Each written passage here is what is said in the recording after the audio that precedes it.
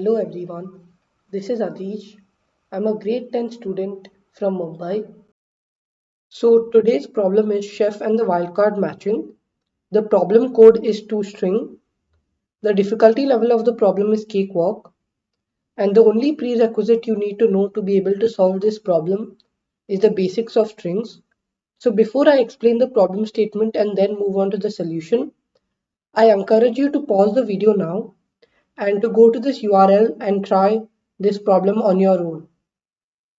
So in this problem, we are given two strings x and y of equal length, which are made up of lowercase letters and the character question mark.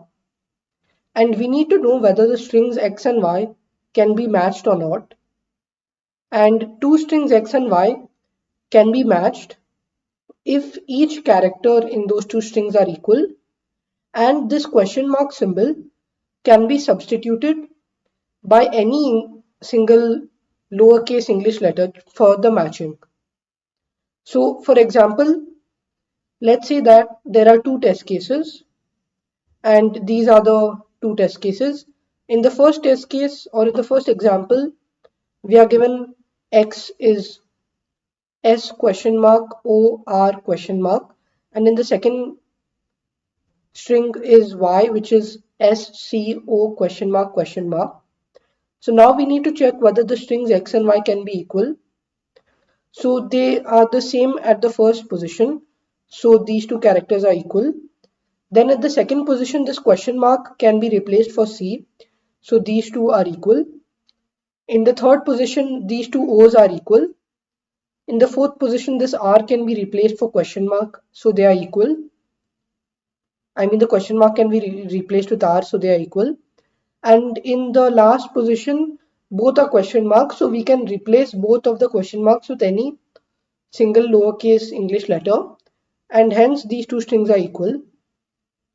However, in the second sample test case, at the second position, the character T is not equal to the character C, and that's why these two strings are not equal, although the remaining positions can be matched.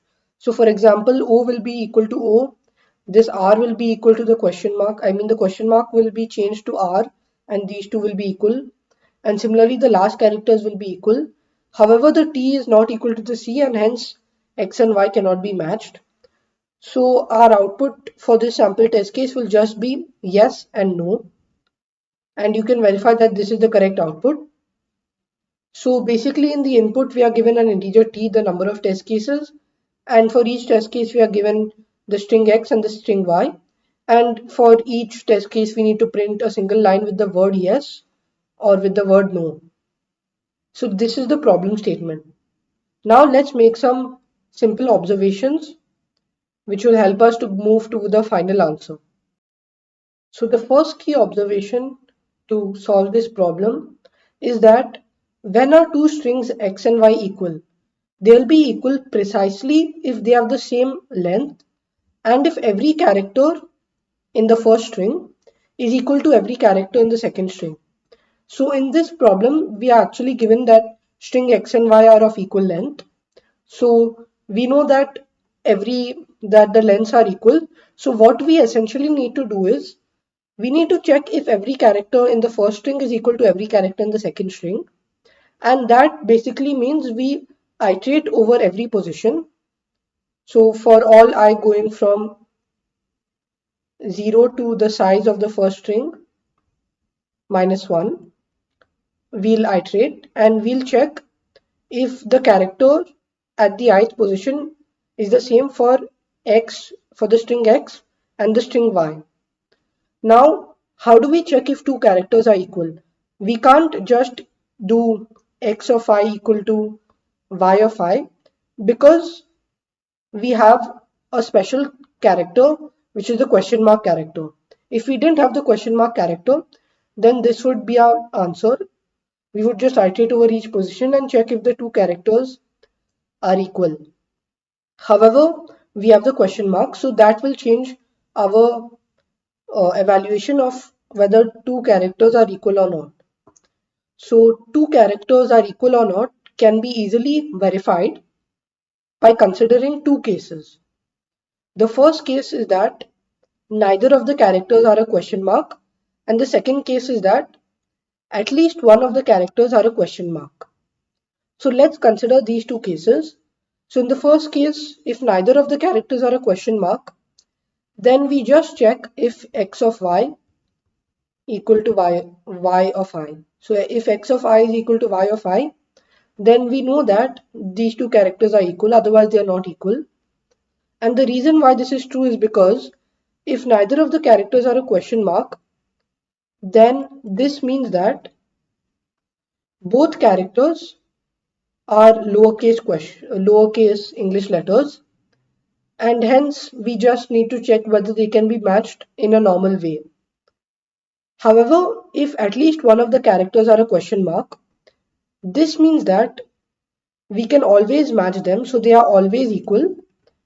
And the reason why that is true is because if one of them was a question mark and one was an English case letter, then we could convert the question mark to that English case letter.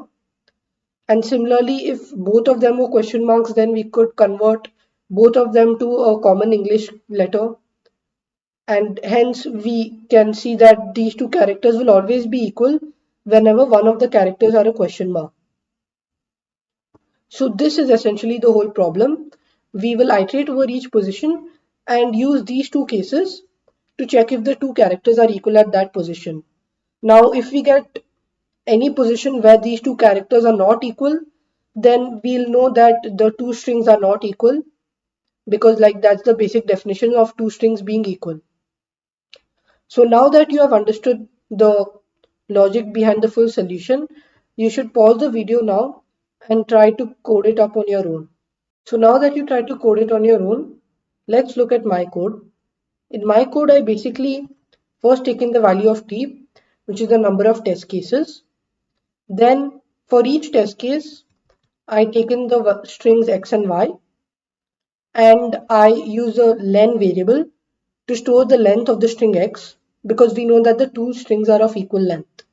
Then I store a boolean value is to be initially true, and is stores whether the two strings x and y are equal or not. So if is, we print yes, otherwise we print no. And now we basically run a loop from 0 to len minus 1, and this loop basically checks if the two characters at position I can be matched to be equal or not.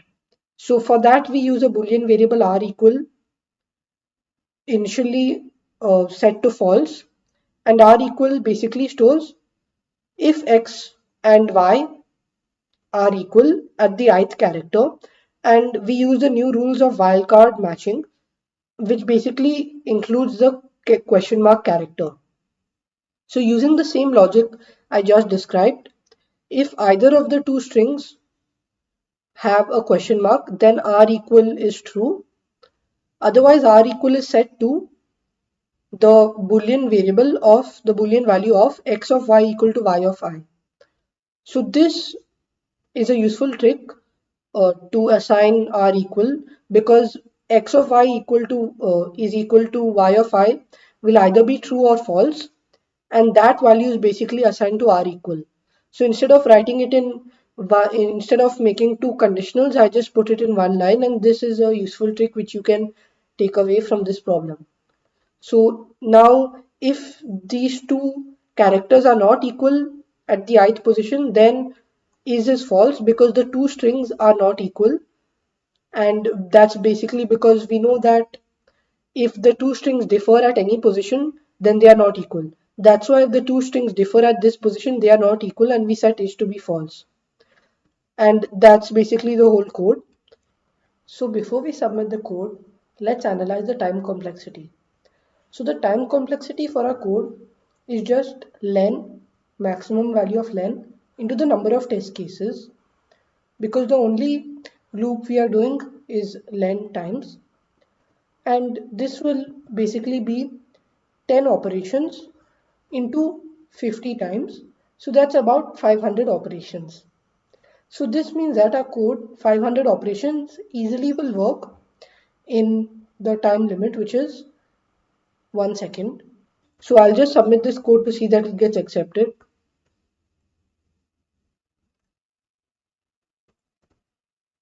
So as you could see, my code got accepted.